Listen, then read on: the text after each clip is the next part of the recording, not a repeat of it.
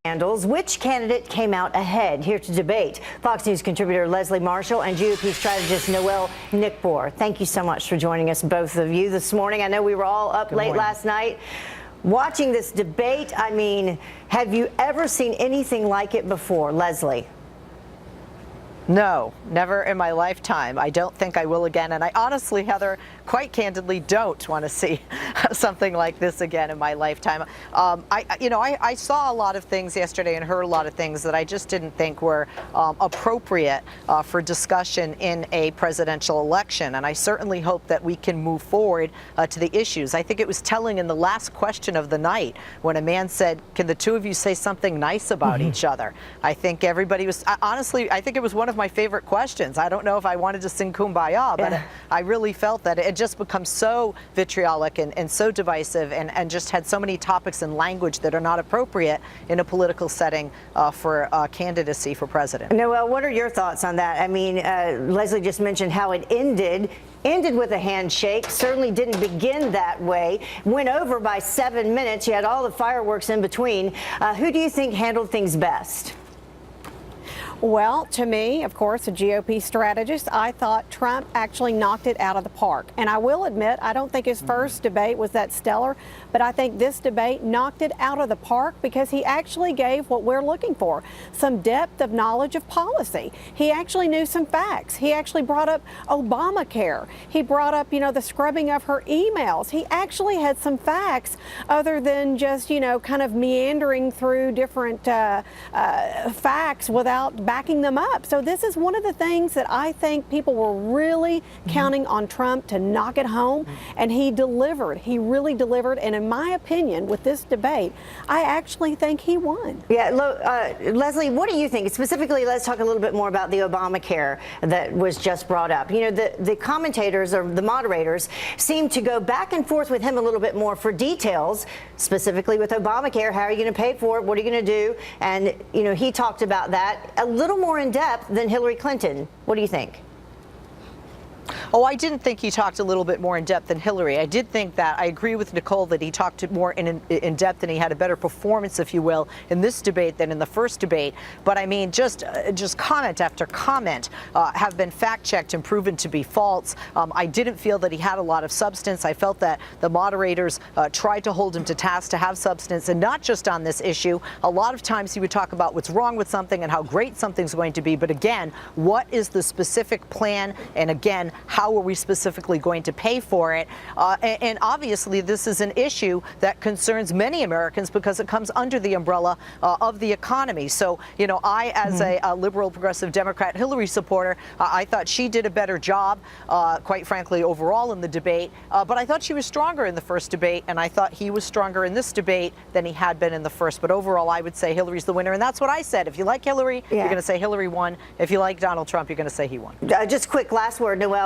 Do you think that the moderators were biased? Did they do a good job?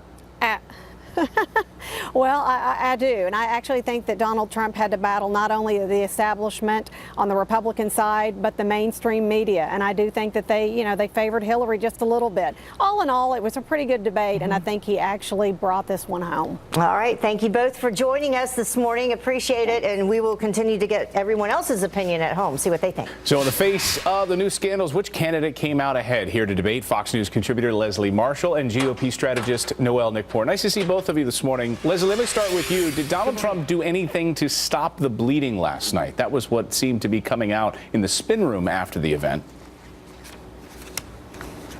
No, I know everybody's saying, well, he stopped the bleeding, but, if he stopped the bleeding, I think it's very temporary. I think, quite frankly, this is a campaign and a candidate that needs major surgery as opposed to a Band-Aid or ace bandage. And I honestly don't think that this man is going to be able to stop the loose cannon that he's been in the weeks that we have between now and the election, and even before and perhaps during the next debate. So I don't think the hemorrhaging, if you will, of not only this candidate and of his campaign, but even what's happening in the GOP. I just saw on Twitter, Michael Steele had an explosion on his Twitter page in reference to the GOP, former head of the GOP. Yeah, whether or not there's this civil war. Noel, though, The big criticism from Republicans during the first debate performance, they thought Trump did pretty terribly during the first performance, was that he didn't bring up specifics going after Hillary Clinton on emails, going after taxes, Obamacare.